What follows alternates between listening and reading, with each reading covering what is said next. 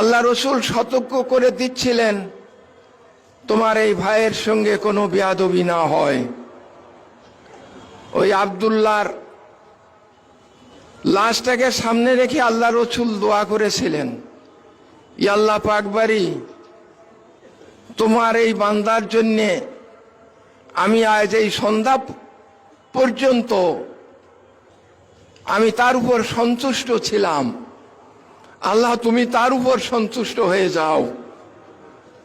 আমি এই কথাটাই আমার রবের কাছে জানাতে চাই, আমি এখনো তার দায়িত্বশীল।